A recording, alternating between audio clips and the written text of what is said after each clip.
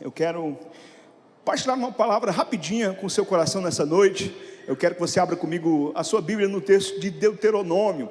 Eu quero propor hoje duas teologias para que dialoguem na nossa vida, Vinícius. A teologia do para-brisa e a teologia do retrovisor. Amém? Hoje eu quero propor que você nesse ano assuma esse diálogo teológico da teologia do para-brisa e do retrovisor. Amém? Talvez Moisés fale sobre isso nesse capítulo de número 8, a teologia do retrovisor e do para-brisa. Diz assim a Nova Almeida Atualizada, Deuteronômio 8, do verso 1 até o número de verso 14. Eu quero ser bem objetivo, o nosso culto de campanha é bem direcionado, mas eu quero deixar uma palavra para o seu coração, no nosso desafio de termos uma vida no altar do Senhor. Deuteronômio 8, a partir do verso de número 1. Diz assim a Nova Almeida Atualizada: tenham cuidado de cumprir todos os mandamentos que hoje lhes ordeno.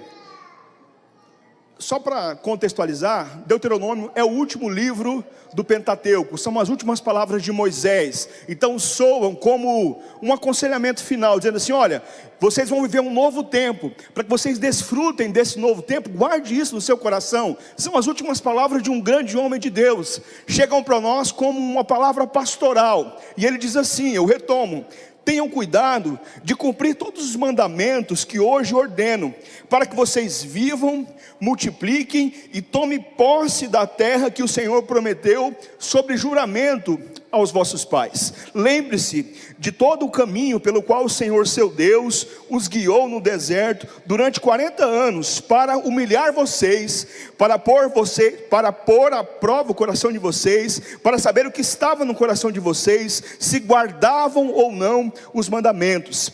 Ele humilhou vocês, ele os deixou passar fome, ele os sustentou com maná que vocês não conheciam e nem os seus pais conheciam, para que vocês compreendessem que o ser humano não viverá só de pão, mas de tudo que procede da boca do Senhor. Durante esses 40 anos, as roupas que vocês usavam não me envelheceram, os pés não ficaram inchados. Portanto, saibam em seu coração que assim como o homem disciplina o seu filho, assim o Senhor, o seu Deus, disciplina vocês. Guardem os mandamentos do Senhor, seu Deus, para que vocês andem nos seus caminhos e o temam.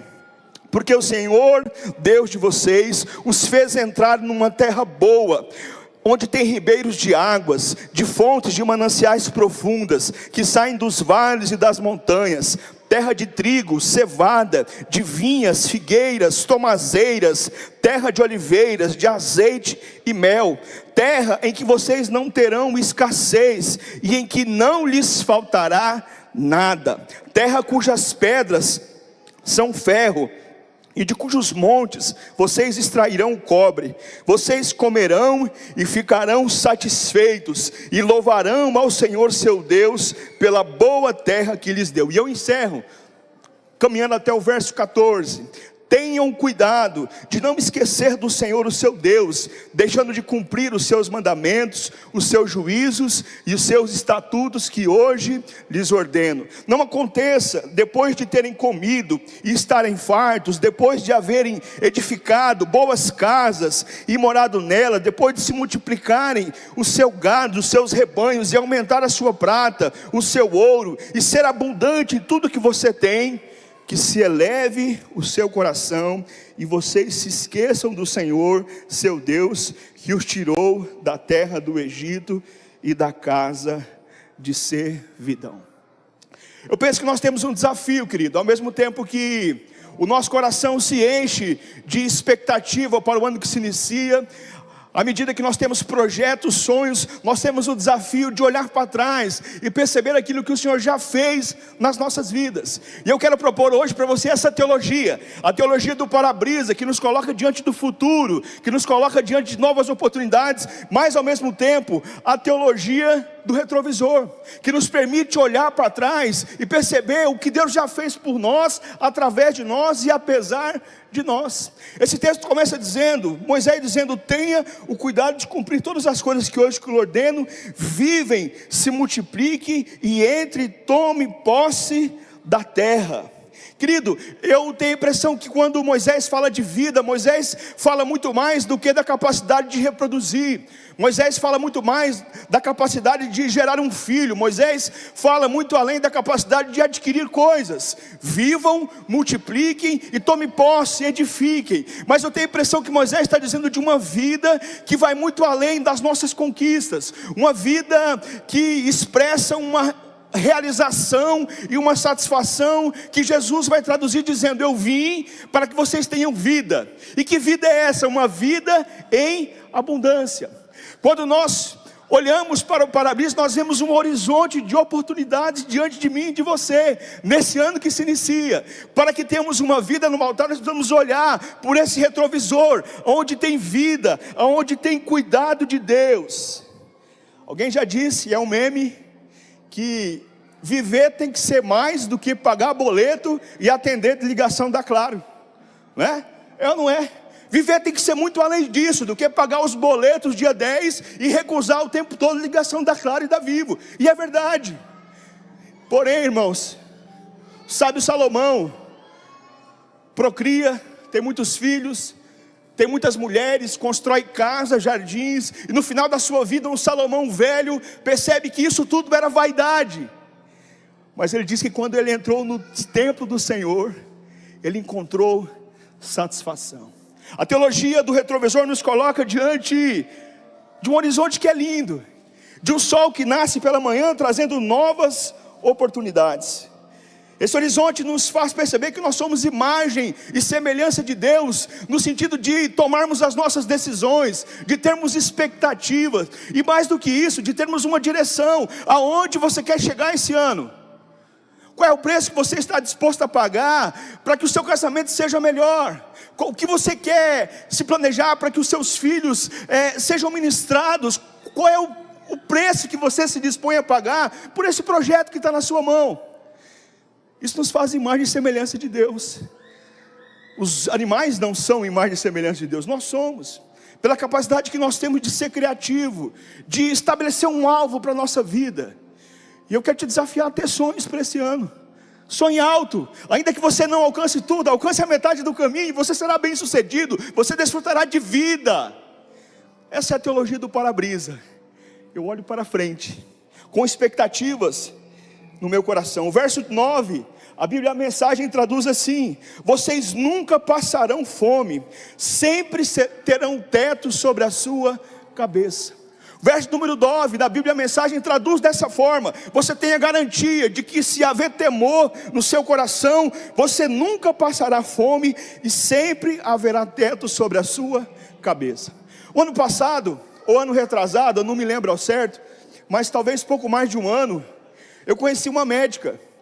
E quando ela soube que eu era pastor, ela rapidamente me procurou e começou a contar da vida dela de um modo muito efusivo. Eu não a conhecia. E ela contou que veio de um outro estado para cá.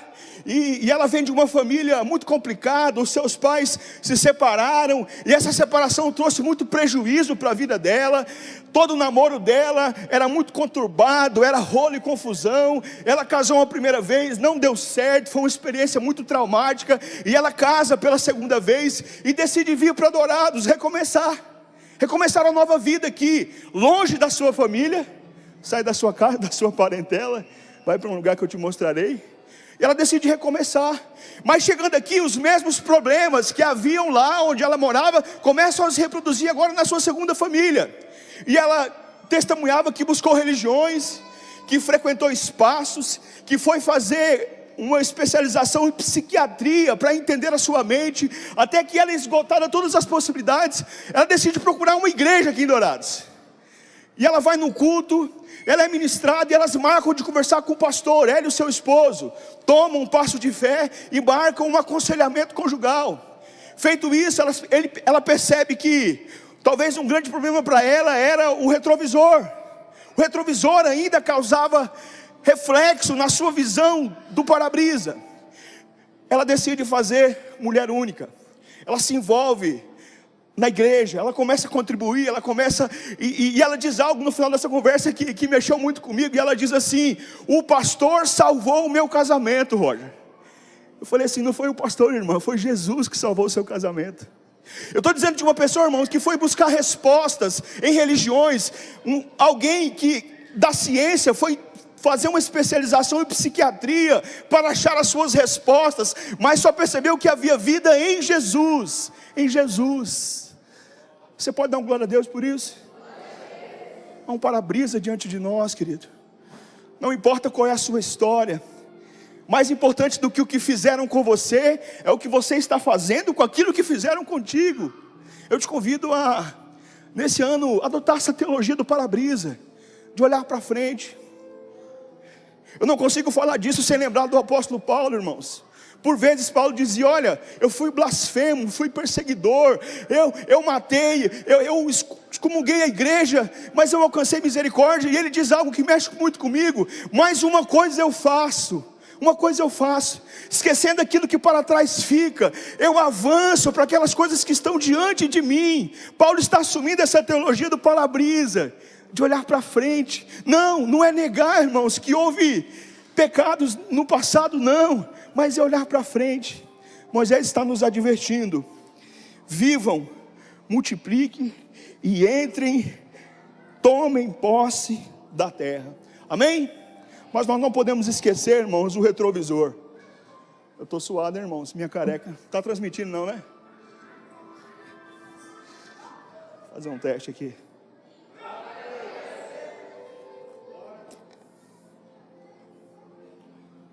Nós não podemos esquecer o retrovisor, irmãos. Aliás, andar sem retrovisor dá multa, né, Guto? Dá multa, né? Não pode andar sem retrovisor, porque o retrovisor é importante, irmãos. Verso de número 11 a 14. Tenham cuidado. Como quem diz assim: olhe-se no retrovisor, olhe para trás, olhe para as balizas, olhe para a sinalização. Tenham cuidado de não se esquecer do Senhor, o seu Deus, deixando de cumprir os seus mandamentos, os seus juízos, os seus estatutos, que hoje eu lhes ordeno. Não aconteça que depois de terem comido, financiado a sua casa, o seu carro, aumentado o salário, passado no concurso, vocês estejam fartos, e depois de ter edificado boas casas, morando nela, depois de se multiplicar o seu gado, os seus rebanhos, aumentar o seu ouro, a sua prata, ser abundante naquilo que você faz, reconhecido, bem-sucedido, respeitado, eleve-se o seu coração e você se esqueça do Senhor seu Deus, que o tirou da terra do Egito, do lugar de servidão. Nós temos uma tendência, irmãos, a esquecer das coisas ruins. Aliás, nós fazemos questão de esquecer das coisas ruins. Esses dias alguém mostrou para mim uma foto minha cabeluda. Eu falei: rapaz, deixa quieto isso aí, deixa isso aí para lá. Porque o passado nos constrange, querido. Porque o passado nos traz memórias que nos envergonham. Mas às vezes é necessário nós olharmos pelo retrovisor.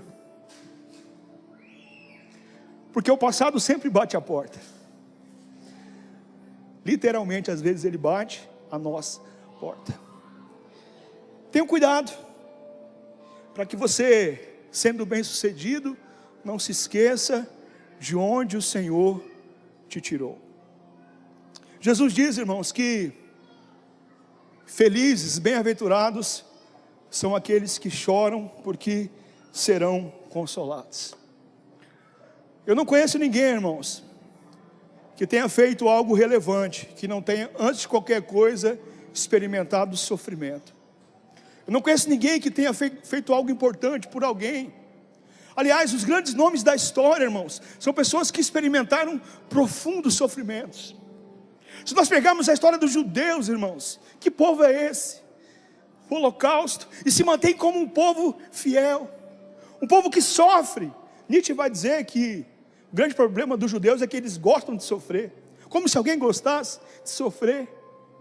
Querido, se você chorou, se você sofreu, dê glória a Deus, porque você venceu. Eu consigo olhar para trás, irmãos, e ver em cada choro o cuidado e a misericórdia de Deus. Por isso é importante que a gente não deixe de olhar por esse retrovisor. Sofrimentos que nós experimentamos, as rejeições, Jesus foi rejeitado pela sua família, pela sua cidade. Os evangelistas vão dizer que o lugar que Jesus realizou menos milagre foi aonde ele morava, porque o povo via ele como o filho do Zé e da Maria. Os seus irmãos não reconheceram nele quem ele era. Um dos seus irmãos, Jesus tem que aparecer ressurreto e dizer: sou eu, fui eu o tempo todo. E quando ele entrega uma missão aos seus discípulos, ele dá duas orientações: vão em duplas, não caminhem sozinhos, porque se um se o abater, o outro levanta. Porque vocês vão conversando pelo caminho, e vocês vão consolando um ao outro, vão em dupla. E quando as pessoas rejeitarem a sua palavra, quando elas botarem vocês para correr, quando vocês forem enxotados, bate, sacode a poeira do pé e siga adiante. E siga adiante. Bem-aventurado aqueles que choram, porque serão consolados. O apóstolo Paulo diz: eu sei o que é experimentar privações, eu sei o que é fome, eu sei o que é naufrágio. Existe uma teologia da prosperidade, irmão, que não para de pé, que se casa com um coach, que tem causado muita destruição, irmãos, e frustração na vida de muitas pessoas. Essa prosperidade não cabe na vida de Jesus, não cabe na vida de Paulo, não cabe na vida de Moisés. Foram pessoas que sofreram, irmãos, mas que nunca deixaram de experimentar do cuidado de Deus.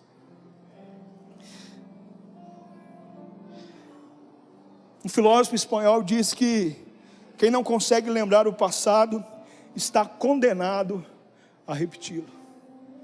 Quem não consegue lembrar do passado está condenado a repetir os mesmos erros. E aqui eu me levanto, irmãos, como intercessor da minha família. Eu olho para a minha família, vejo de um lado um jugo de alcoolismo. E não é à toa, irmãos, que vocês por vezes me vêm falando sobre isso. Sobre o álcool, sobre a bebida, sobre a destruição e o jugo que muitas famílias experimentam em razão de uma ideia de beber socialmente. E eu sou radical com relação a isso, irmãos. Eu já vi primos morrerem atropelados bêbados. Eu tive tio morrendo com cirrose hepática, câncer, afogado bêbado. De modo que eu me levanto, irmãos, como um intercessor, e eu rejeito isso na minha vida. Do outro lado, irmãos, eu olho um jugo de infidelidade, de promiscuidade, que eu me levanto dizendo: eu rejeito. Eu olho para o retrovisor e falo assim: eu não quero isso para mim. Eu não quero, eu rejeito isso em nome de Jesus. Essa é a teologia do retrovisor, que olha para trás e diz: eu quebro essa maldição, em nome de Jesus eu não aceito isso. Eu me levanto pelo sangue vertido na cruz do Calvário, e isso não vai chegar até a minha tenda, até a minha casa. Você pode dizer amém? Se levante na sua casa como intercessor, quebre essa maldição, seja ela qual for.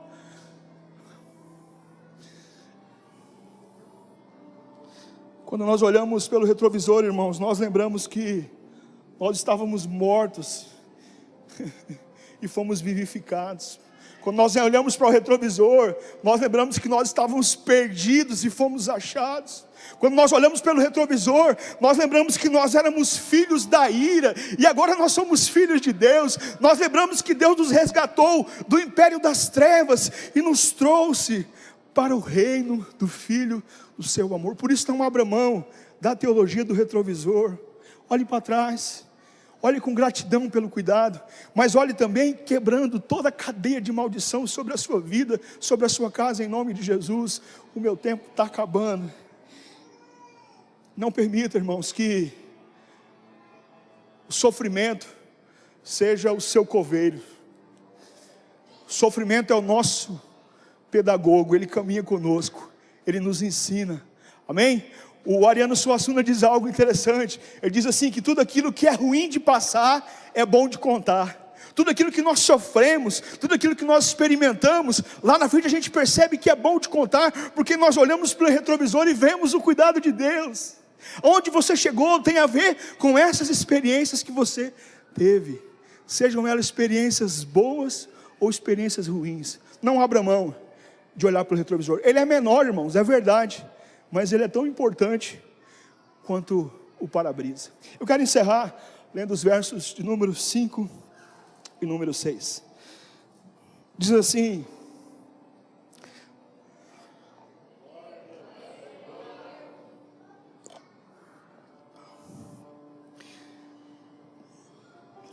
Obrigado, Emanuel. Portanto, saiba em seu coração que assim como um homem disciplina o seu filho, assim o Senhor disciplina você. E disciplina e discipulado é o mesmo radical, irmãos. Assim como o Senhor discipula os seus filhos, Ele discipula também vocês. Verso número 6, Emanuel. Guardem os mandamentos do Senhor, seu Deus, para que vocês andem nos seus caminhos e o temam. No ano passado, numa reunião do pequeno grupo, eu fiquei um pouco surpreso, irmãos, por vários motivos. Uma delas é homem falar, mas eu lembro de uma reunião em que a maioria dos homens disseram que estavam ansiosos pelo dia de amanhã. Foi um momento muito gostoso de confissão, de quebrantamento. Como será o amanhã? Se eu vou dar conta de pagar as minhas contas? Como que vai ser os meus filhos? E aquela célula foi uma célula muito gostosa, porque nós abrimos o coração e nós percebemos que era um lugar de ansiedade. O para-brisa estava grande demais diante de nós. Em contrapartida, irmãos, nós conversamos muitas vezes com pessoas que, em razão do retrovisor, ficaram no passado. Porque em 1998 aconteceu isso. Porque em 2004, porque em 2006. Olhe para esse texto, irmãos, e eu percebo o desafio que nós temos de equilibrar para-brisa com retrovisor. Como que nós podemos olhar com expectativas para esse futuro, mas ao mesmo tempo não tornar essa ansiedade patológica, de modo que nós não conseguimos vivenciar o hoje. Esses dias, irmãos, eu me peguei. Será que eu posso contar isso? Às vezes a gente é tão ansioso, irmãos, que eu joguei o lixo no vaso e urinei na lixeira, irmãos. Porque a gente quer ser tão planejado. Vocês acreditam nisso? Tamanha ansiedade. Nós queremos ter controle sobre todas as coisas. Jesus diz: não andeis ansiosos por coisa alguma. Os passarinhos não estão trabalhando, não pegaram consignado. Eles não passam fome, não passam sede, não passam frio. Desafio para que eu e você tenhamos uma saúde mental, Gabi, esse ano, é que a gente equilibre a teologia do para-brisa com a teologia do retrovisor. E eu penso que só é possível através do verso número 6, Emanuel, quando o temor do nosso coração nos enche de esperança, mas também nos enche de gratidão. Teologia do para-brisa, gratidão. Obrigado, Senhor. Obrigado por aquilo que tem. Sabia, irmão, que 1 bilhão de pessoas amanhã não sabem o que vão comer? 1 bilhão, com B de bola, não sabem o que vão comer? Na minha casa, irmãos, todo dia a lixeira está cheia de comida. E 1 bilhão de pessoas não sabem o que vão comer amanhã. Isso é motivo para você ser grato, sim ou não? Eu poderia te dar tantos outros, mas o Espírito Santo faz isso no seu coração agora. Você sabe de onde você saiu. Você sabe em que esquina da vida o Senhor te encontrou. Retrovisor. Mas a novidade de Deus para cada um de nós, para-brisa. Amém? Você pode ficar de pé, nós vamos orar. Eu quero chamar aqui os nossos casais intercessores. Quero que você pegue a sua campanha. Quero que você feche seus olhos. Diga ao Senhor: dá-me um coração grato. Grato inclusive pelas experiências que me machucaram. Grato porque doeu, mas sarou. Grato porque hoje eu sou forte, porque o Senhor me fortaleceu. Mas há expectativas no meu coração. A expectativa, há novo de Deus para cada um de nós. Feche seus olhos, nós vamos orar agora. Pega a sua campanha aí na mão. Se você quiser esticar, eu vou descer aqui. Missionário, por favor. Obrigado, Senhor, por essa noite, Pai. Nós somos gratos, ó Deus, porque o Senhor um dia nos alcançou nas esquinas da vida. Somos gratos porque o Senhor, ó Deus, nos alcançou com o Teu grande e infinito amor. Somos gratos, ó Deus, pela Tua misericórdia. Somos gratos, Pai, porque podemos andar em novidade de vida, porque, ó Deus, há um horizonte de novas oportunidades para a nossa casa, para a nossa família. Somos gratos pela salvação em Cristo Jesus. Somos gratos, ó Deus, porque nossos pais nos deram muito mais do que receberam dos nossos avós. Somos gratos porque hoje temos a oportunidade de oferecer aos nossos filhos muito mais do que recebemos dos nossos pais. Somos gratos pela tua fidelidade, embora, ó Deus, sejamos infiéis. Nós queremos apresentar, ó Deus, a nossa campanha agora. O Senhor, ó Deus, sabe qual é o pedido. O Senhor sabe, ó Deus, aquilo que talvez não esteja escrito, ó Deus, nesse pedaço de papel, mas está selado nesse coração. Venha, ó Deus, ao favor desse irmão, dessa irmã, que apresenta, ó Deus, de modo fiel, fidedigno, ó Deus, mas cheio de expectativa no coração, as suas necessidades, Pai. Em nome do Senhor Jesus, vem mesmo ao favor, vem, ó Deus, ao encontro desse coração aflito. Vem, ó Deus, encontra a necessidade, ó Deus, dessa pessoa que clama o teu favor, Pai. Em nome de Jesus, vem mesmo, Pai. Vem com o teu amor, com a tua graça. Fortalece esse filho, essa filha, ó Deus, nessa noite, Pai. Em nome do Senhor Jesus. Amém, Senhor, é verdade, Deus. Senhor, nós sabemos que o Senhor está neste lugar. Nós sabemos que a tua presença é real neste lugar. Ó Deus, que o nosso culto começa na nossa casa, que a nossa campanha de oração começa no nosso lar. Ó Deus, e ainda hoje eu estava orando e falando e conversando com meu esposo sobre a tua palavra, que está lá em 2 Samuel, capítulo 14, versículo 20, que diz assim, que o Senhor é sábio segundo a sabedoria de um anjo de Deus, para conhecer todas as coisas que estão na terra. Senhor, e quando nós estávamos falando sobre essa palavra, o nosso pastor testificou de estarmos aqui, orando pelo fortalecimento espiritual do teu povo, da tua igreja, e o Senhor me lembrou, ó Deus, Senhor, de uma experiência tão simples, mas tão especial na tua presença, que nos fortalece espiritualmente, enquanto casal, de mãos dadas um com o outro. O Senhor me deu um sonho, uma visão de estar caminhando aqui para este altar, que está sendo restaurado pelo Senhor, Deus, caminhando com meu esposo para vir orar, e ó Deus, há uma testificação da tua presença neste lugar, e o Senhor quer mesmo fortalecer espiritualmente, para que possamos continuar andando juntos, de braços dados, de mãos dadas com o Senhor, com o nosso cônjuge, com a nossa casa, com a nossa família, com a tua presença, com a tua palavra, que nos traz vida e vida em abundância. Então fortalece, Senhor Deus, em nome de Jesus, para a tua honra, para a tua glória, para o teu louvor, em nome de Jesus. É verdade, ó Pai. Nós sabemos, ó Deus, que muitas vezes nós cansamos, Senhor. E não é somente um cansaço físico, mas é um cansaço realmente espiritual. Mas o Senhor é o Deus que nos fortalece.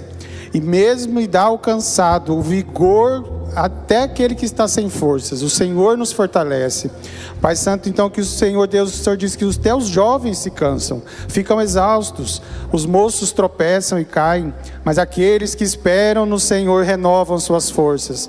Pai, nós queremos então pedir esse fortalecimento do alto, que nós possamos ter, Senhor Deus, essa coragem, essa ousadia, essa intrepidez, ó Pai, de buscar esse fortalecimento na tua palavra, Senhor Deus, abrindo as nossas Bíblias, falando com o Senhor, orando, Senhor Deus, a palavra, para que possamos ser cheios do teu Espírito Santo, e assim sermos fortes, sermos fortalecidos, famílias fortalecidas. Senhor, eu declaro nessa noite a restauração das famílias da comunidade. Pai Santo, olha para cada homem, fortalece cada pai de família, cada chefe de família, cada sacerdote, as mães, os filhos, Pai Santo, os jovens, fortalece cada um através do discipulado, do aprendizado, Senhor Deus, da tua palavra. Senhor Deus, fortalece nossos pastores, ó Deus, nessa caminhada, nos direcionando, nos guiando, as suas famílias. Pai Santo, os missionários, Pai, que fazem parte dessa comunidade. Pai Santo, fortalece cada um deles, porque eles estão ali no campo, Senhor Deus, levando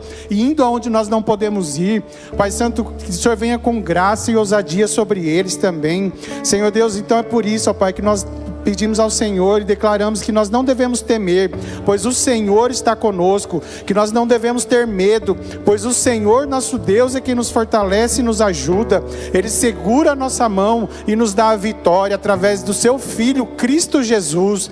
Pai Santo, então nós declaramos sobre nós essa glória, Senhor Deus, e buscamos, Senhor Deus, as suas gloriosas riquezas, o fortalecimento no íntimo do nosso ser com o teu poder, ó Deus, através do teu Espírito Santo e graça. Paizinho querido, que nós possamos nessa noite sermos fortalecidos espiritualmente, fortalecidos, que nós recebemos força vinda do alto agora, através do teu Espírito Santo, em nome do Senhor Jesus, em nome de Jesus. Grandioso Pai e eterno Salvador, queremos, Senhor Jesus, pedir pela vida profissional dos teus servos, dos teus filhos aqui desta comunidade, ó Pai.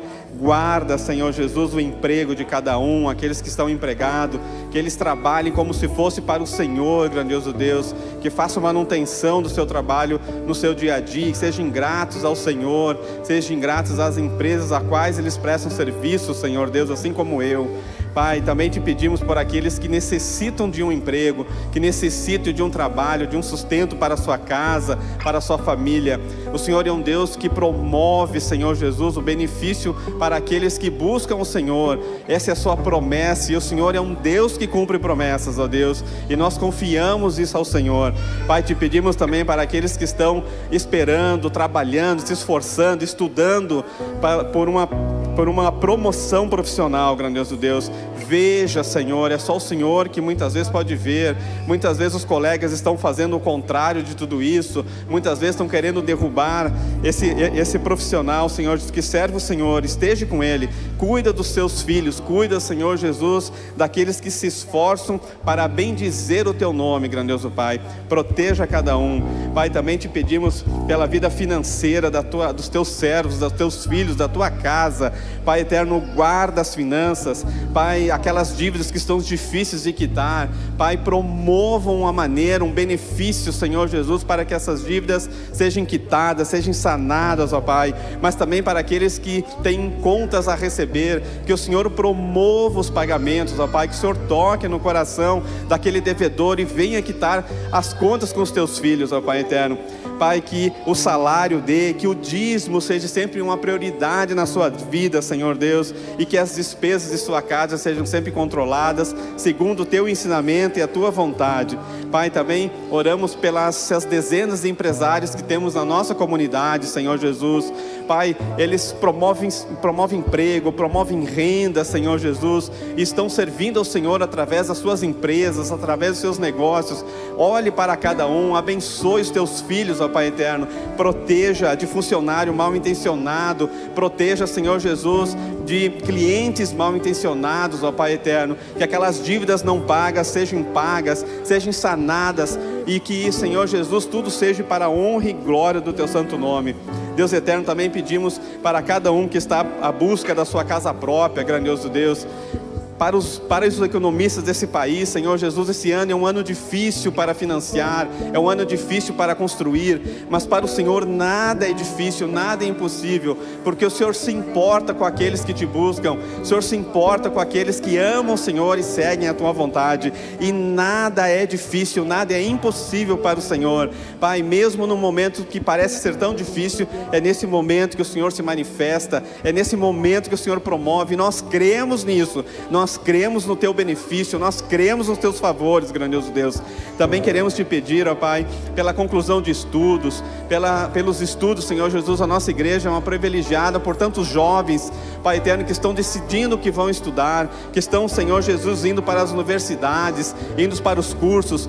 Guarda, Senhor Jesus, proteja, dê a profissão correta, dê o curso correto para cada um, ajude na decisão, Pai, que eles busquem o Senhor, que eles orem junto com os seus familiares, para que busquem o melhor curso, Senhor Jesus, a melhor profissão para a sua vida, mas que acima de tudo o Senhor os proteja desse mundo pecaminoso, desse mundo escuro, desse mundo, Senhor Jesus, que só quer denegrir a tua imagem, denegrir o Senhor, dizer que o Senhor não tem nada a ver. Pai eterno, não permita, permite isso, Senhor Jesus, aos meus filhos que estão nesse momento, nessa fase, assim como o Senhor também não permita às demais jovens da nossa comunidade, Senhor Jesus, que eles sejam luz nas universidades, que eles sejam luz, Senhor Jesus, aonde eles andarem, Pai, e que aqueles, Senhor Jesus, que estejam estudando, que estão com dificuldade financeira de concluir o curso, para cumprir suas mensalidades, promova o benefício, promova, Senhor Jesus, o teu cuidado e a tua proteção, para a honra e glória do teu nome, em nome do Senhor Jesus. Mateus 8:17, para se cumprir o que foi dito por meio do profeta Isaías, Ele mesmo tomou as nossas enfermidades e carregou as nossas doenças. Se você está sentindo algum tipo de dor física agora, eu te convido a colocar a mão nessa dor e nós vamos agora orar sobre as dores físicas e sobre enfermidades. Pai, nós queremos declarar agora, Senhor, na autoridade que há no Teu nome, Senhor, pessoas que estão agora com dores físicas, Senhor, Pai, dor de cabeça, dores nas costas, dores nas pernas, nos ossos, Pai, eu não sei onde está, mas o Senhor é quem conhece, Pai, e nós queremos declarar agora na autoridade que há no nome de Jesus, dores indo embora agora, doenças sendo totalmente curadas agora, enfermidades sendo curadas agora em nome de Jesus. Nós declaramos agora de forma física, nós desejamos agora, Senhor, sentir o seu poder físico, Pai, no nosso corpo, Pai. Nós declaramos a cura completa sobre cada irmão, sobre cada irmã, Senhor. Nós declaramos sobre as famílias, Pai, sobre familiares que estão doentes agora. Nós declaramos, Pai, os Teus anjos indo de encontro agora, Pai, a cada ente, Pai, a cada parente, Senhor, em nome de Jesus. Nós declaramos pessoas sendo completamente curadas pela autoridade que há no nome de Jesus, Pai. Senhor, diagnósticos sendo mudados agora, Senhor, diagnósticos sendo mudados agora em nome de Jesus. Assim como aquela mulher que sofria 12 anos de um fluxo de sangue, Senhor, e talvez ela já estava sem esperanças, Pai. Talvez estejam pessoas aqui neste lugar, Senhor, que estão sem esperanças, Pai, para suas dores, para suas doenças, mas nós queremos declarar que assim como aquela mulher tocou na orla da veste de Jesus e foi curada, nós declaramos agora os Teus filhos recebendo de forma palpável o Seu poder, Senhor, o Seu poder fluindo, Pai, sobre pessoas neste lugar, Senhor. É o que nós declaramos nessa noite, cura total em nome de Jesus, amém.